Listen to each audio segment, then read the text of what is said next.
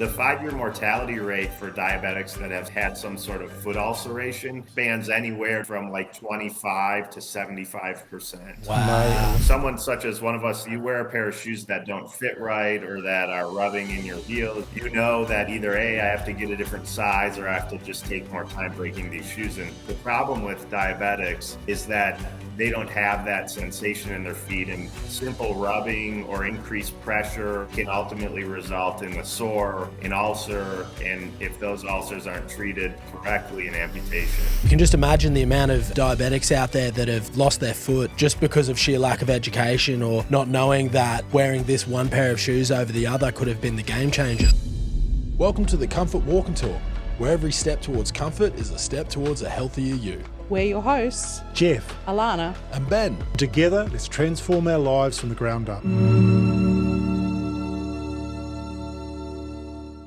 Welcome everyone to our latest episode of our podcast by the Comfort Co Walk and Talk. We're really lucky and fortunate to be having a chat today with a good friend of mine and the CEO of one of the largest specialist footwear companies in the US, centered around some really important medical products around the diabetics topic.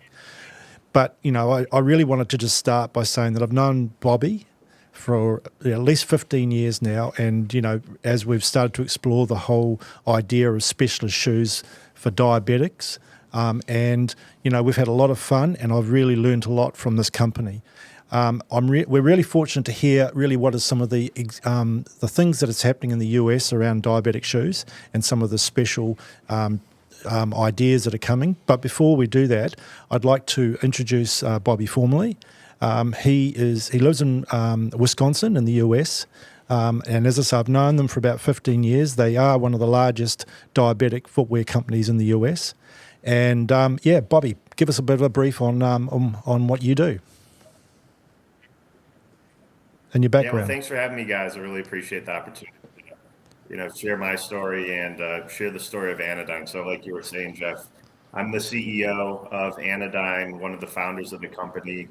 We started the company in 2015, just 4 of us, and we've grown now to about 150 plus employees. We sold over 2 million pairs of shoes. So it's been a good run, not to say without our challenges, but for the most part, relatively good challenges. And ultimately, at the end of the day, we're helping an at-risk population that needs the shoes and the products and technically the medical devices that we're ultimately providing them with. So far, so good. We got a lot of work to do, but we're continuing to work away. And Bobby, just to start, before we get into some of the ins and outs of the footwear, what's some of your background in footwear in general, and where did you start, and and so forth. Yeah, footwear, I suppose, for better or worse, has really been the family business for myself and my brother, who also works at Anodyne, was one of the founders. When we were growing up, my dad owned a chain of Western apparel stores in the greater Milwaukee area here, so primarily selling cowboy boots. He ended up selling that business, and through playing golf with a handful of podiatrists, ended up starting a diabetic footwear company of his own in the early 2000s, which he then sold again to a large medical device company. And then my brother and myself were approached with an opportunity shortly thereafter, 2, 3, 4, 5 years, with an opportunity ultimately to launch the newer, better, latest and greatest diabetic footwear company, which ultimately became Anodyne. So it's, I think the longer that I've been in this business and just the general footwear business as a whole, you realize anyone who's a career or executive or anything in any type of different industry, it takes so long to learn anything to the nth degree. I think really the more that you're in it, the more you realize you don't know.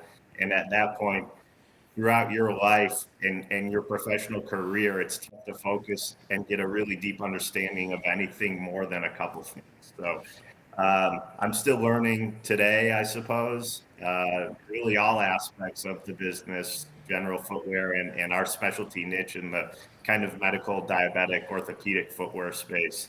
But for the most part, I've been surrounded by shoes and boots and all those things for the most part of my really entire life. It's funny that because as you know as well, Global Foot Care and the Comfort Co is also a family business. So it's funny that should happen. So you've come from a background of Western apparel. Do we have a diabetic cowboy boot in the works, or have you ever considered it? No, it's actually on April 1st or April Fool's Day every year. We send out a fake email, and every time we say diabetic cowboy boot, it's the gift that keeps on giving, because there seemingly is some demand for it. Yeah. The challenge is that for the shoes to be considered diabetic shoes in the States here, they need to have a closure and they need to be adjustable. So they need to either have hook and loop or Velcro and or laces or elastic laces. So the cowboy boots, typically you don't have any sort of closure, so it makes it tough. Yeah, no, exactly. It would definitely be a challenge, yeah. So, no, that would be a challenge. It would change the look of them a lot. So diabetes, it's an epidemic. It's probably one of the biggest epidemics in health. And, when I first started, as I say, and started getting into the industry, I didn't really think diabetes and foot was an issue.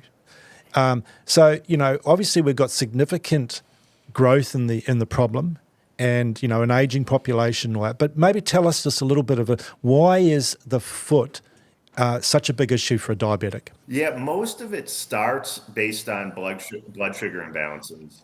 So a lot of diabetics have neuropathy, which is really a symptom of that, by which they lose sensation in their hands and feet. Someone such as one of us talking right now, you wear a pair of shoes that don't fit right or that are rubbing in your heel, it's giving you a blister, you need to break in. You know that either I have to get a different size or I have to just take more time breaking these shoes. And the problem with diabetics is that they don't have that sensation in their feet, and simple rubbing or increased pressure on the plantar surface or really any part of the foot can ultimately result in a sore, an ulcer, and if those ulcers aren't treated correctly, an amputation. So the part that's the relative skin sensitivity is another aspect, which also relates to some of the blood sugar challenges. But the big challenge is those sores or ulcers, whatever type of issue you're having, because their blood circulation is poor, typically it's very difficult for them to heal. So those wounds can ultimately fester and get worse. And at least in the States here, I know we'll touch on a little bit of the diabetic footwear dynamics internationally, but the government insurance, technically Medicare, they approved a benefit for diabetic shoes because they wanted to ultimately save on the cost implications of these amputation surgeries and these wound care treatments and hospital stays for all these patients, but also preserve the quality of life of the patients as well. So they passed what's known as the Therapeutic Shoe Bill in the late 80s, which went into effect in the early 90s, which allows for one pair of specialty shoes and 3 pairs of inserts that go inside of the shoes on the calendar year. So it's really the one other thing too that I would say is that the benefits and a lot of the protective elements that we'll talk about relating to our shoes in general, or what's considered a diabetic shoe, they're not necessarily, they overlap largely with orthopedic comfort shoe customers as a whole as well. So you don't have to have diabetes to have the shoes.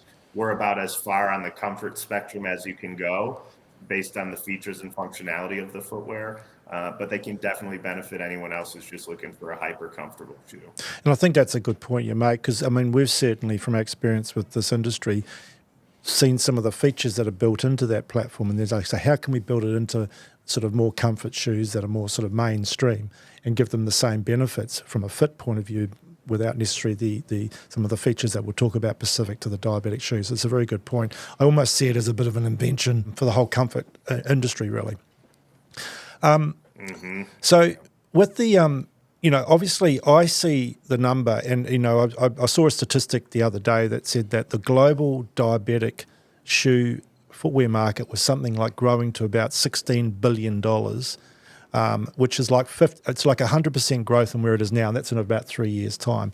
So that's an interesting. Well, it's a pretty big number, and I guess what I'd like to maybe move to, and we touched on a bit, is tell us a little bit about what is the diabetic shoe market. You know, obviously it's led by the US, and we'll come back to the idea of Medicare soon because it's something that is unique to the US. I really want to drill down on that and talk about, how it relates, in terms of Australia, etc. But what is the diabetic shoe market in your mind specifically? What are some of the features and benefits that you need to build into the footwear in this market? Yeah, well, we're really ultimately trying to prevent the foot conditions that we were talking about earlier. So the biggest key feature is the depth of the shoe. And that's ultimately, I think, why orthopedic or diabetic shoes get that bad rap is anytime you're making something larger and have more volume, you're ultimately, by virtue of that aesthetically, not going to look as good as a slim dress shoe with a nice silhouette. I always give the metaphor that you look at a sports car like a Ferrari versus a minivan. If you want to have all the gadgets and all the space, at some point you have to sacrifice some of the looks. Yeah. So our always focus was, well, we know that we're going to have to add this depth, but how can we hide some of that? And how can we, through the design of the shoes, make them look as much like a normal market, whether that be athletic shoe or trail shoe or casual shoe as possible. All that being said, with the functionality that these diabetic at-risk patients ultimately need, which is depth to support any sort of foot swelling, a lot of room in the toe box by virtue of the depth to support bunions and hammer toes and things like that. And then what the depth also does is it allows for a thicker insert or orthotic that can go inside of the shoe. And by virtue of that being a little bit thicker, it can be softer. We can make special accommodations to that insert, whether that's offloading certain areas of the foot or adding metatarsal pads or met bars, all those types of things. Okay. So we need basically the flexibility by virtue of the depth. We also want the shoes to be seamless, so there's nothing abrasive rubbing on the foot anywhere as much as possible.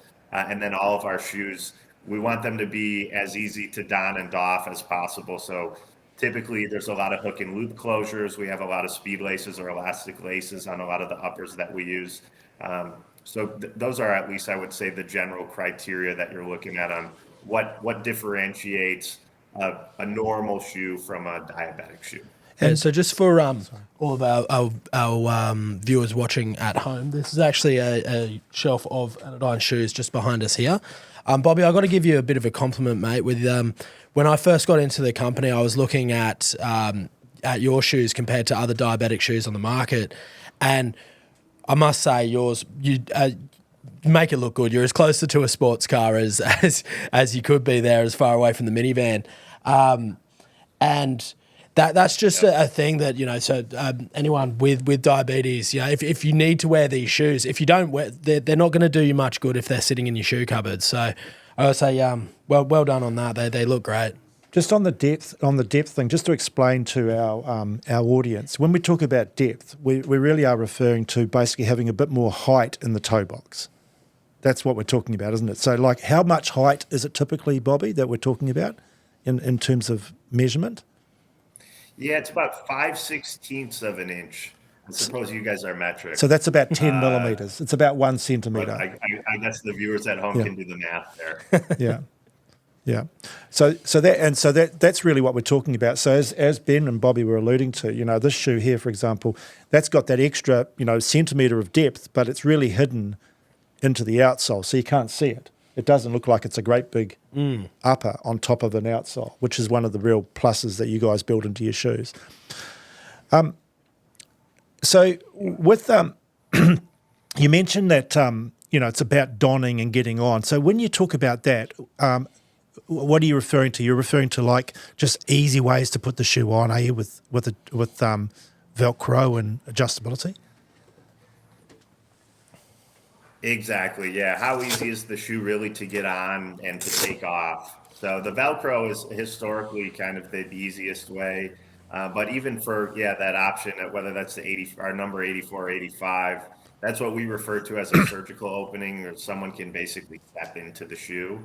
But we're always looking at creative closures because the Velcro looks a little bit bulkier, and that's the way from a design standpoint that we can get really creative.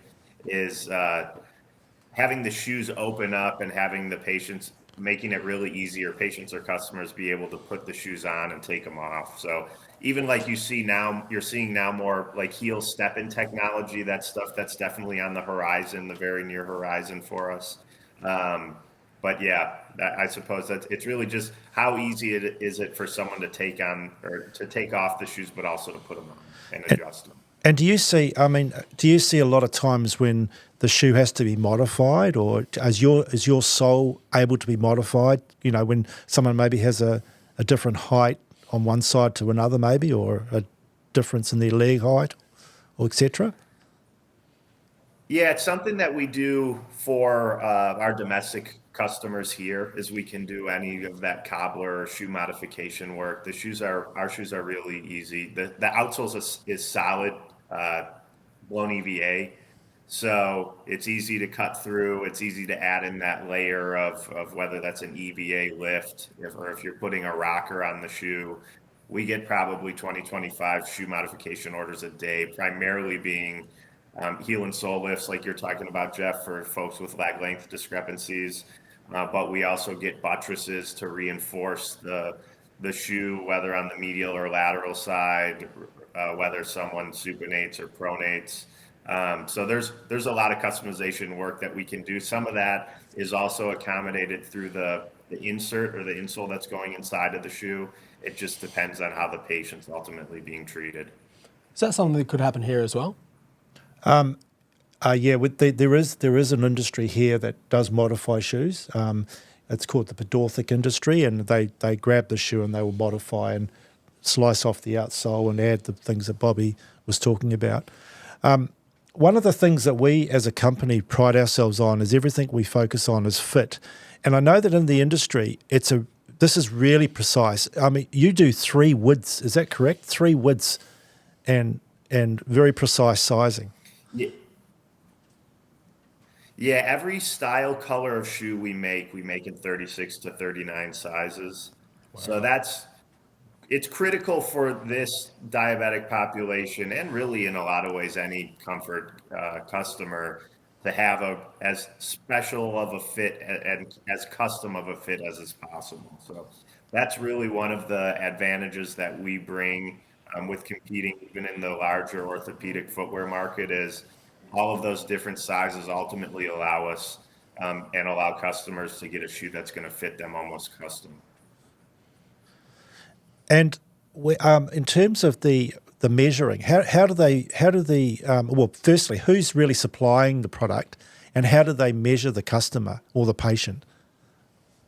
Yeah, so at least in the States, our distribution, it's a mix of sit and fit shoe stores, but largely driven through medical providers such as podiatrists or foot doctors, and then orthotic prosthetic specialists, guys who are making braces and even in some cases working on prosthetics for folks. We also sell through some pharmacy channels in the States here. But they're going through, especially if you're diabetic and ultimately getting your shoes through Medicare or your insurance provider, there's as part of that process, you need to receive a comprehensive foot exam from a medical provider, where outside of just measuring your foot, they're doing additional tests to test foot sensitivity. They're creating a form and truly evaluating your foot for any sort of potential foot conditions and all those types of things.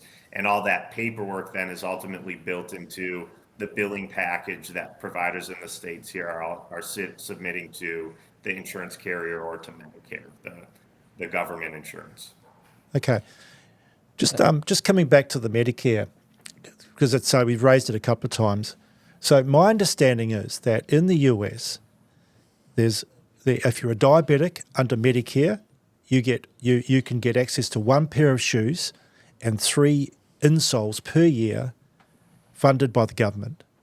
And that's an amazing thing, because I mean, in Australia, there is some access to some support in different areas from hospitals, etc. But can you just explain, so that means that they get 1 of your shoes and they get 3 insoles that are made specifically for them or customized for them as part of that support? Yeah, exactly. And to what you were talking earlier, Jeff, about the greater diabetic shoe market growing, or based on whatever research and study is supposed to grow, I would assume the majority of that market is in the States because there's a true formalized program for it. There's internationally different support in Canada. I know patients can receive some benefit, in Europe potentially as well.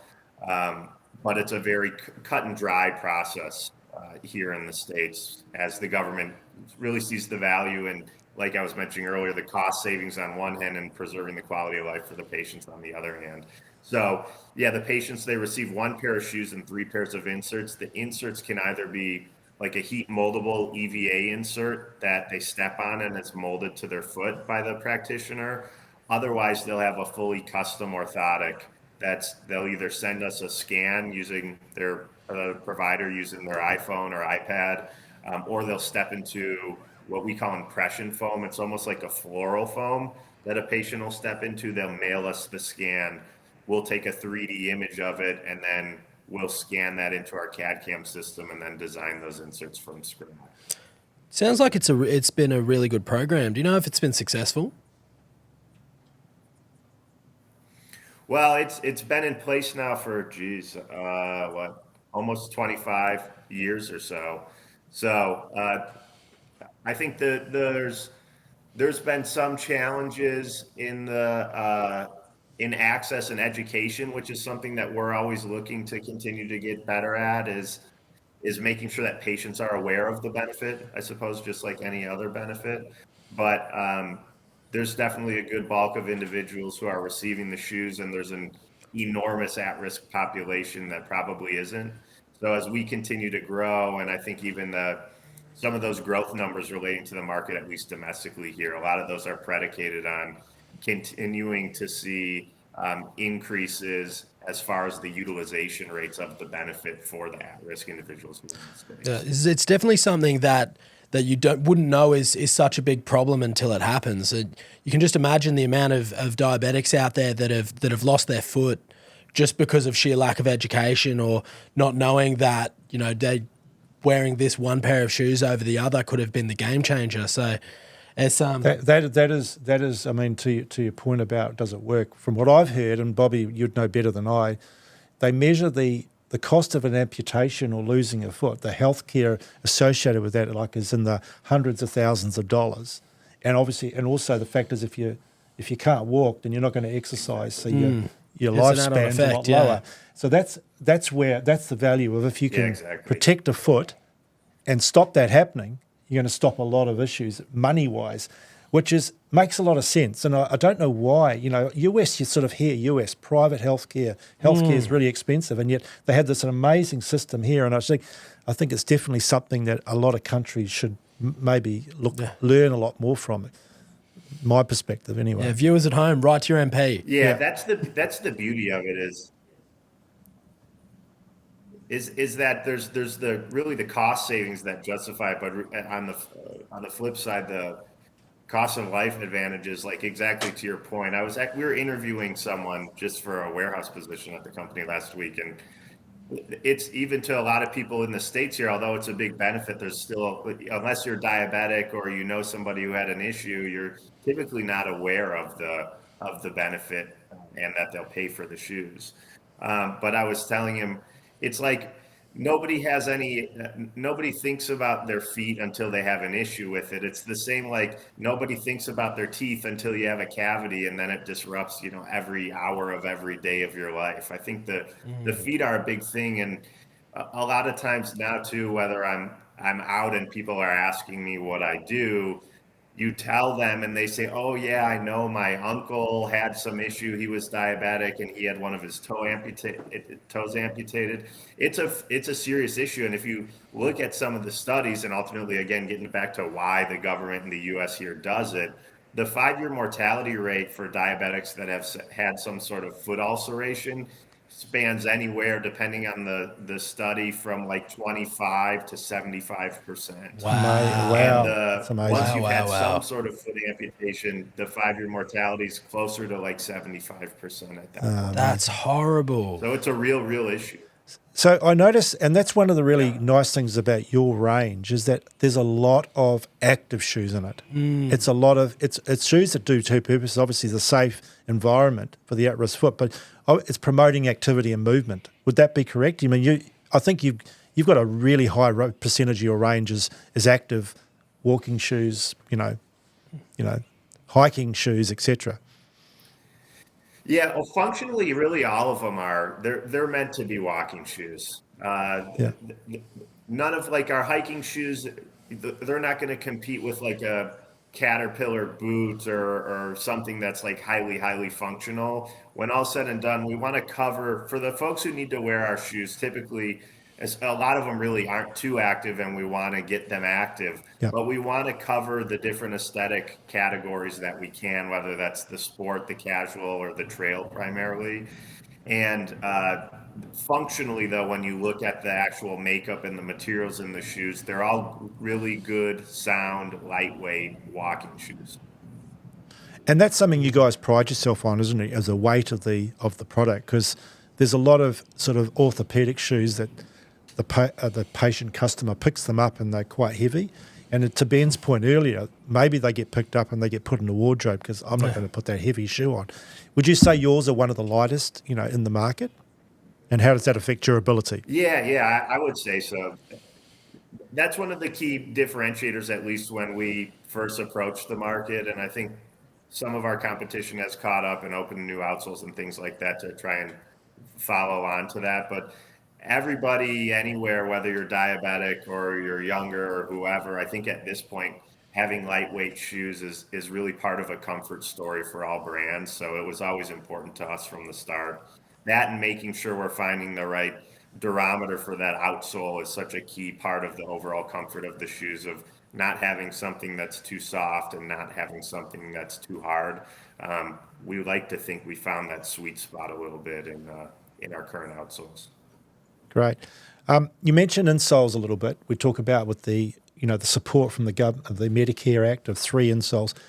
Now you guys have one of the biggest labs. What is a lab? It's a place in terms of insoles that makes insoles in the market. So tell us a little bit about your lab and maybe some of the more unusual insoles that you make there.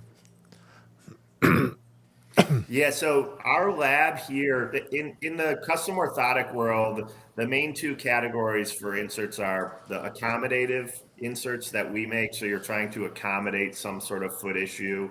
And then on the other side are the functional inserts, which are for athletes where we're functionally trying to change the gait, or someone's walking in such a way and it's hurting their hip. So we want to change the way that we're walking to fix that other physiological issue. So we're obviously specialized more in this accommodative space because you don't want to change too much these diabetic footwear consumers how they're walking, because you might cause more harm than you would good.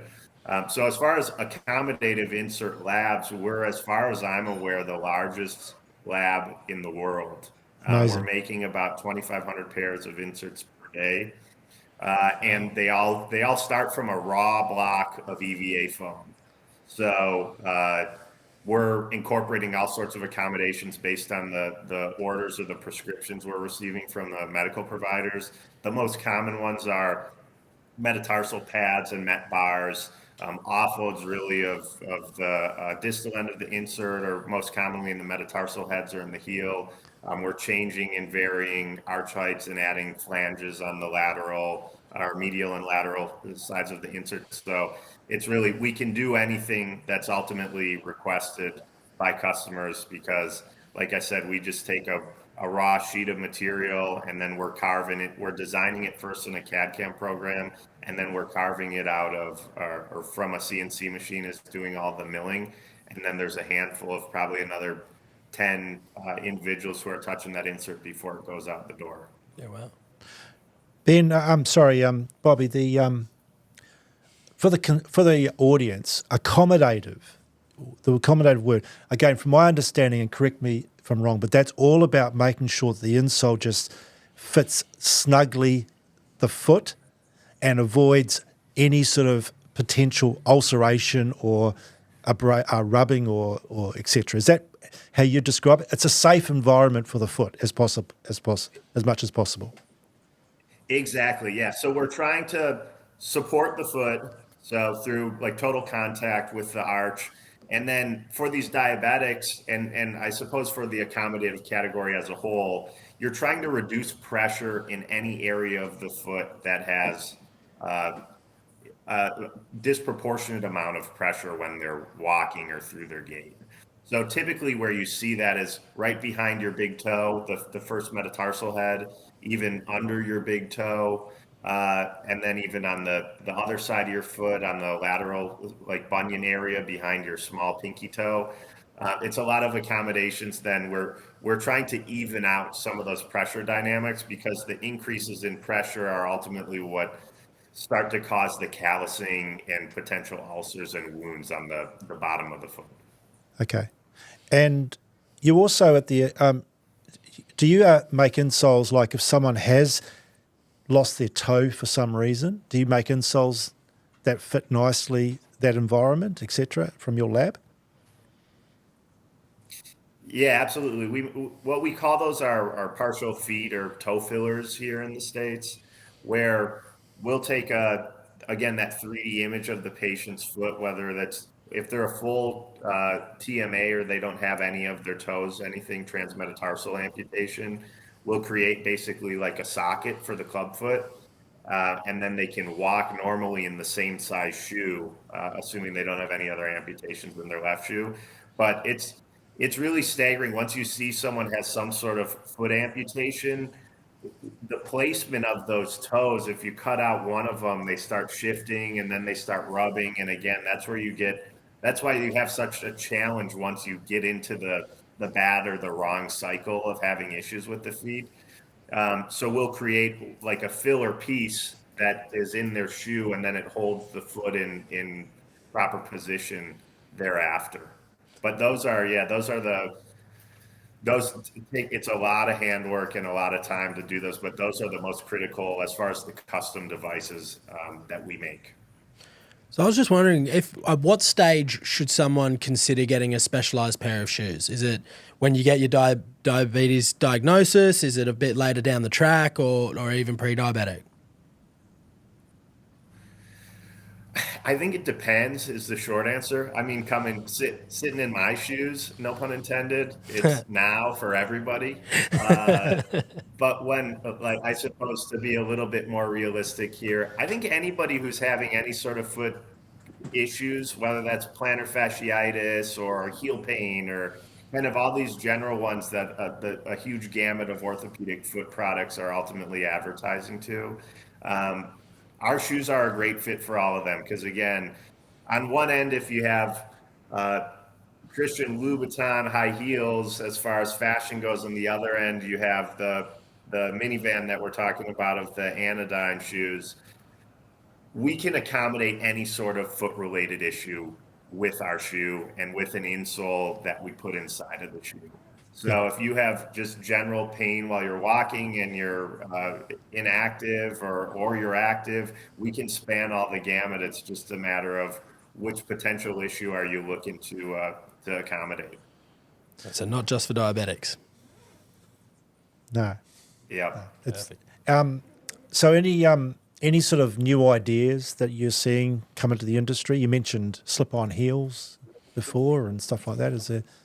Yeah. So as far as for the custom orthotics, the biggest like real technology change since we started the business has primarily been all around the scanning technology for the feet, which I think is also a big part of and continuing to be more so a big part of the comfort customer in-store experience is showing them through technology, doing some sort of foot assessment for size, but even scanning their feet and things like that. As far as product goes for us, for the shoes, we have some ongoing moving changes that we're continuing to make on the styles. We have a handful of new outsoles that we're working on. We have some step and heel functionality that we're just finalizing as well. So for us, we're not necessarily trailblazing style trends and things like that. we're more reacting for our older demographic as they kind of catch up to the norms, Yep. which makes the footwear development part of what we do, to some extent a little bit easier. But as some of that functionality for the step and heels, and like I was saying, donning and doffing or putting on and taking off the shoes is such a big thing for us. The more we can get creative and find unique solutions, the better off we'll ultimately be. But for the most part, it's just about let's continue manufacturing shoes that folks are going to wear 5 to 7 days a week. Amazing. Well, on that note, I think it's been a great chat. Anodyne is a brand that is in many countries. We didn't really talk a lot about that, but certainly we sell it in Australia. We've had it in Australia for the last, I think, 8 years. It's in many different countries around the world, and we really love the brand. It's been well made, and we have great response from our customers. And it's really been a privilege for our customers and to hear from the founder and the inventor of the brand. And I think we really appreciate your time, Bobby. Thank you very much. Just that meld of Yeah, not thanks just for having me, guys. not just having a shoe that ticks all the boxes for what you need as a diabetic, the safety as well, but also looks good too. So you were saying it's not quite a sports car, but it's close. So thank you very much, Bobby. We really appreciate having you on. Yeah. And to our viewers at home, thank you for listening to the Comfort Walk and Talk. Thank you, Bobby. Cheers, Bye-bye. Bobby. Thank you for joining us on the Comfort Walk and Talk by the Comfort Co.